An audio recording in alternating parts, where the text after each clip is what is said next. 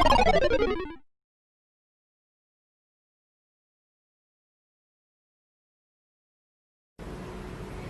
selamat siang dan terima kasih kepada seluruh karyawan Klinik Mora Medica yang telah bergabung pada siang hari ini dan bersedia menjadi audiens kami untuk presentasi kali ini. Sebelumnya kepada Direktur Utama Ibu Tian Setia Panjaitan, kami sampaikan terima kasih karena telah memberikan izin pada kami untuk presentasi di Klinik Mora Medica. Pada presentasi kali ini, izinkan saya memperkenalkan diri. Saya Hana Tasari Harahap dari Prodi Ilmu Komunikasi 2019, mata kuliah Hukum Komunikasi, Universitas Trunojoyo Madura semester 3. Dan perkenalkan rekan saya dan Agung sebagai kameramen dan juga Paulus Stefanus sebagai editor. Presentasi yang akan saya sampaikan hari ini mengenai kebebasan pers dan etika pers di tengah pandemi COVID-19 kepada seluruh otoritas kesehatan di Klinik Mora Medica. Mungkin bagi karyawan yang baru lulus dari kesehatan, banyak yang belum mengerti apa itu pers dan kebebasan pers. Etika dan kebebasan pers akan dijelaskan oleh rekan saya, Marian. Baik, terima kasih. Saya lanjutkan. Berdasarkan Undang-Undang Nomor 40 Tahun 1999 tentang pers, pers adalah lembaga sosial dan wahana komunikasi massa yang melaksanakan kegiatan jurnalistik yang meliputi mencari, memperoleh, memiliki, menyimpan, mengolah, dan menyampaikan informasi baik dalam bentuk tulisan, suara maupun gambar dengan menggunakan media cetak, elektronik, dan segala jenis saluran yang tersedia. Dengan kata lain, pers adalah badan yang membuat penerbitan media massa secara berkala.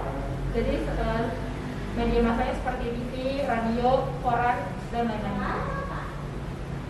Pers memiliki beberapa fungsi bagi masyarakat, di antara lainnya. Yang pertama adalah pers sebagai media informasi.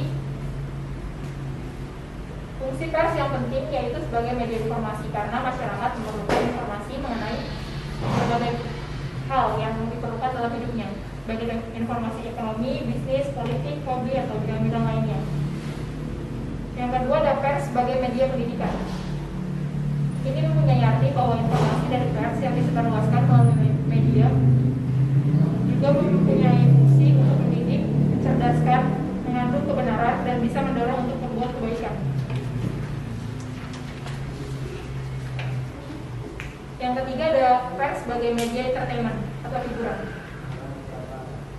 Di dalam Undang-Undang Nomor 40 Tahun 1999, Pasal 3 ayat 1 dinyatakan bahwa salah satu fungsi pers yaitu sebagai hiburan.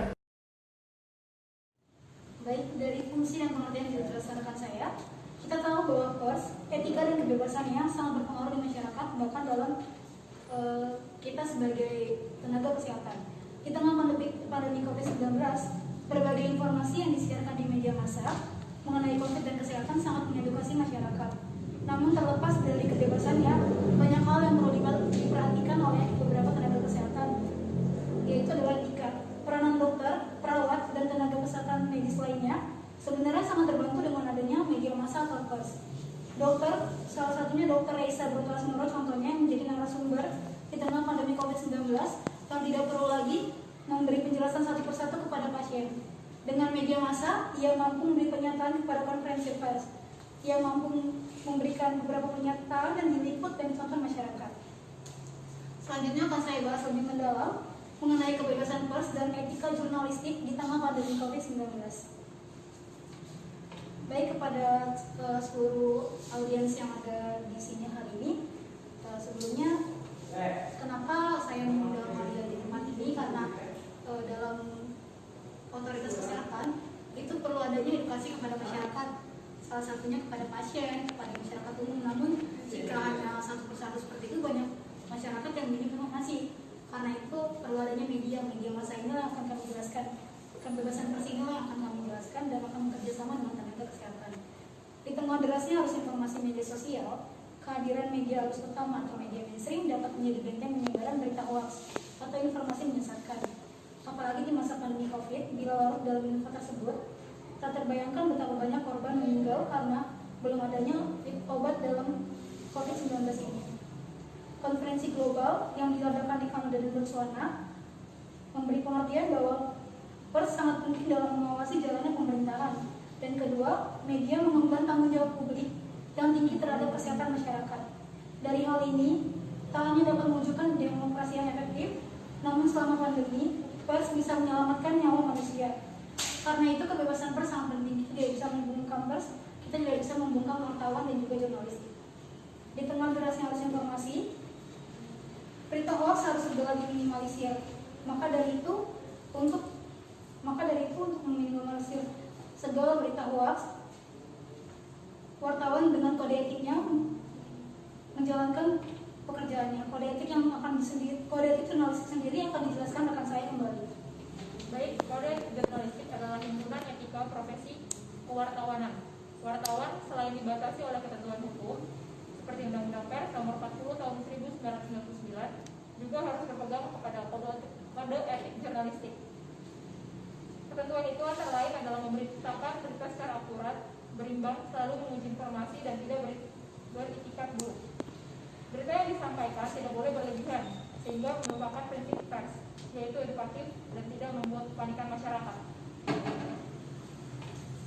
Dengan penjelasan ini, pers bersama otoritas kesehatan dan bersama tenaga kerja klinik Medika seharusnya dapat menyebarkan informasi dan laporan yang memberi kepastian dan bukan meresahkan masyarakat. Hal ini yang menjadi pesan terakhir presentasi kami kepada seluruh karyawan. Sebagai bagian dari masyarakat, kami berharap di tengah krisis informasi mengenai coronavirus disease ini, teman-teman sekalian bisa berbagi ilmu di media apapun itu, baik di media sosial, baik kepada masyarakat sekitar mengenai wawasan tentang COVID. Dan tak lupa sesuai dengan kode etik pers yang telah diatur Undang-Undang Nomor 40 Tahun 1999 tentang pers.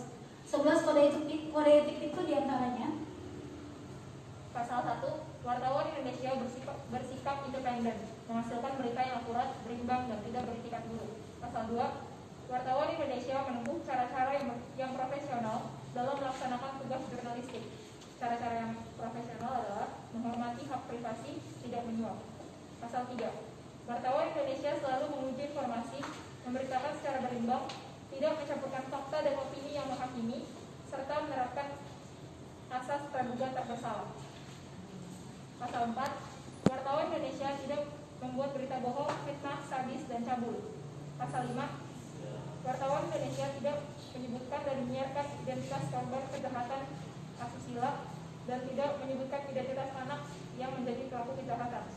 Pasal 6, wartawan Indonesia tidak menyalahgunakan profesi dan tidak menerima suap. Pasal 7, wartawan Indonesia memiliki hak tolak untuk melindungi narasumber yang tidak bersedia diketahui identitasnya maupun keberadaannya, menghargai ketentuan embargo, informasi latar belakang dan off the record sesuai dengan kesepakatan. Pasal 8, wartawan Indonesia tidak menulis atau menyiarkan berita berdasarkan prasangka atau diskriminasi terhadap seseorang atas dasar perbedaan suku, ras, dan warna kulit, agama, jenis kelamin, dan bahasa, serta tidak merendahkan martabat orang lemah, miskin, sakit, cacat jiwa, atau cacat jasmani. Pasal 9, wartawan Indonesia menghormati hak narasumber tentang kehidupan pribadinya, kecuali untuk kepentingan publik. Pasal 10, wartawan Indonesia segera mencabut, meralat, dan memperbaiki berita yang keliru dan tidak akurat. Pasal 11, wartawan Indonesia melayani hak jawab dan hak koreksi secara proporsional. Baik, sekian presentasi dan sharing mengenai pers dari mata kuliah Hukum Komunikasi. Kesimpulannya, kepada seluruh karyawan klinik Mora sebagai otoritas kesehatan diharapkan mampu menyebarkan informasi yang sesuai dengan kode etik pers, faktual, berimbang, dan edukatif. Terima kasih untuk kesempatan kali ini. Kami dari mahasiswa Universitas Sriwijaya Madura berharap hubungan kita tidak hanya sampai di sini, melainkan sebagai rekan mutual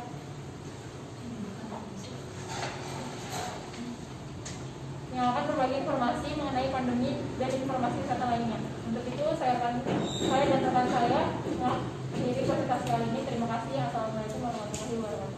Baik, ada pertanyaan dari dokter atau dari beberapa tenaga medis? Ya. Perkenalkan, saya ini izin bertanya. Di sini jadi apa Pak? Kayaknya apa? Oh, di sini jadi bidan. Mau jadi bidan.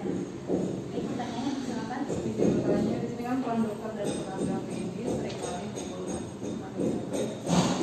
pada masyarakat, banyak dokter dan tenaga medis yang diasingkan.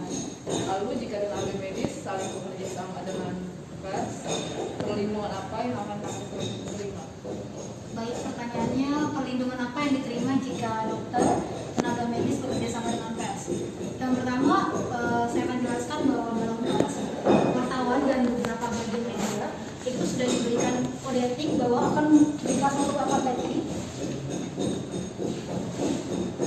di pasal 8, wartawan Indonesia tidak menulis atau menyiarkan berita berdasarkan prasangka atau diskriminasi. Maka dari itu wartawan dan pemerintah akan bekerja sama dan menghilangkan stigma negatif kepada masyarakat, karena stigma negatif ini yang menjadi penyebab tertinggi kematian COVID. Nah, kami yang mungkin akan menjadi calon-calon media pers akan senantiasa mengikuti kode etik pers yang kami beritakan tadi. Nah, yang tadi barusan kami sampaikan mengenai kode etik pers, itu adalah salah satu cara pers dalam menjalankan kerjanya secara profesional. Nah, itu akan dilakukan secara kerjasama dengan pemerintah dengan tidak menyebarkan berita-berita hoax dan juga tidak melebih-lebihkan masyarakat sehingga tidak ada stigma negatif pada dokter ataupun tenaga medis lain. Seperti itu. Ada lagi yang bertanyakan? Ada lagi dari pertanyaan lain? Ada pertanyaan lain? Sudah jelas? Baik, untuk presentasi kali ini kami berterima kasih yang sedalam-dalamnya karena beberapa audiens kami yang telah memberikan waktunya untuk bersama-sama tulis ini. Saya Hana dan rekan saya Nabiana menutup presentasi kali ini.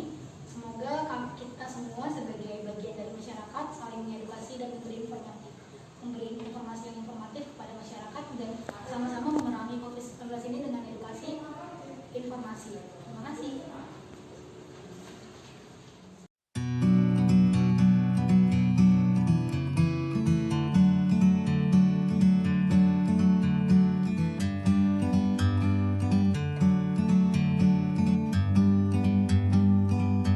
Like a bird on a tree,